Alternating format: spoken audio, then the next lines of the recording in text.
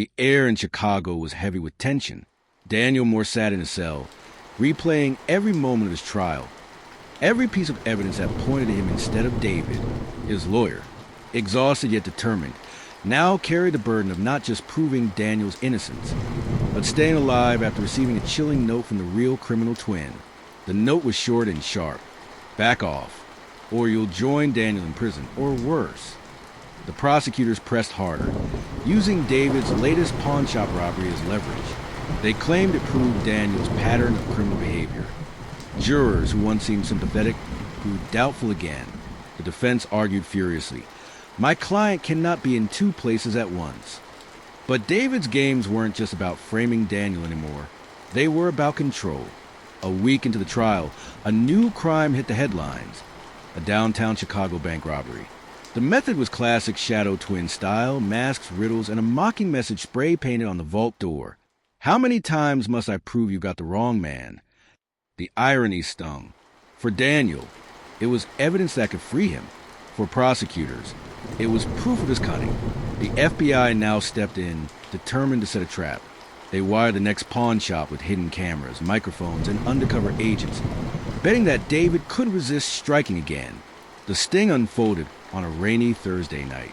Hours ticked by until, just before midnight, a figure appeared in the alley. The masked man moved quickly, breaking in with surgical precision. Cameras caught every move. But when agents swarmed, the figure ripped off the mask. And it was Daniel. Or at least, it looked like him. The courtroom footage played in real time the next day. Prosecutors smirking as they said, "There's your criminal."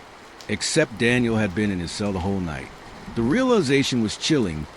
David had learned how to play the cameras, altering surveillance angles, and even planting manipulated video feeds. He wasn't just committing crimes anymore. He was rewriting reality. Inside his cell, Daniel received another note, smuggled in through a guard who'd been bribed. "This is our game, brother.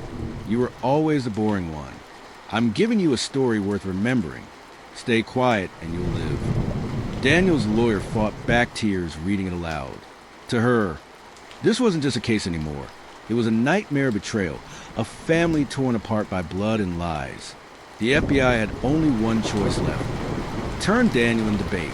They would release him under heavy surveillance, hoping David would make a mistake if he thought his twin was free. As Daniel walked out of Cook County Jail in the dead of night, flashbulbs from reporters blinded him. Somewhere in the crowd, a pair of eyes watched from the shadows, David's. And then, in a whisper that cut through the chaos, Daniel heard it. "Welcome back, brother. Let's finish this game." The city braced for the showdown it didn't know it needed.